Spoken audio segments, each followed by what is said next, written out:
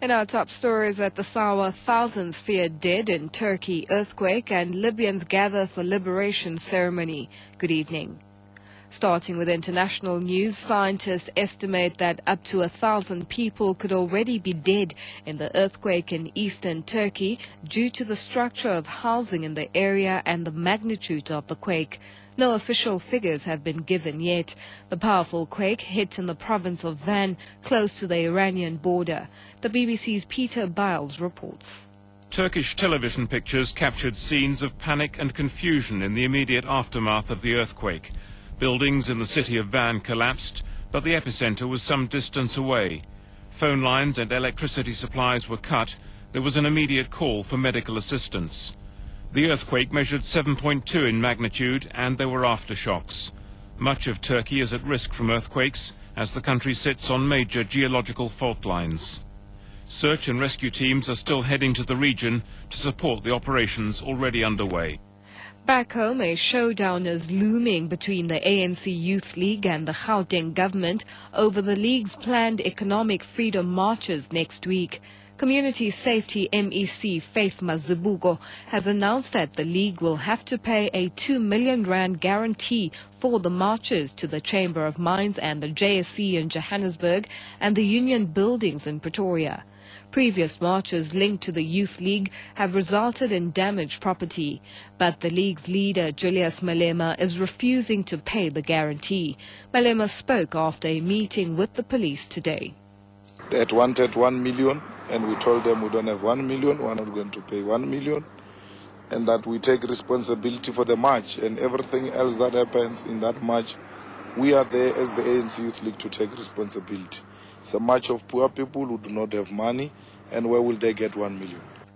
The city of Cape Town has welcomed Transport Minister Sbu Ndebele's call on the South African National Roads Agency Limited, SANRAL, to halt all work on toll roads.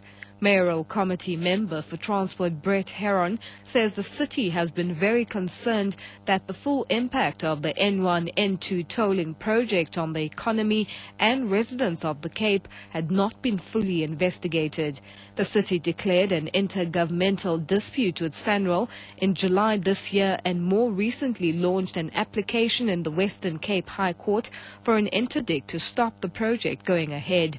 Heron says the city looks forward to consulting with the minister on the matter. Well, the city of Cape Town has come out quite strongly against the imposition of tolls on the N1 and N2 highways within the city's boundaries.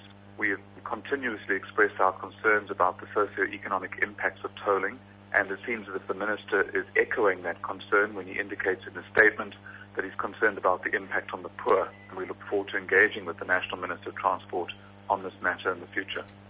Gauteng police say a detective constable has killed his girlfriend, then turned the gun on himself in Ga-Rankuwa, north of Pretoria.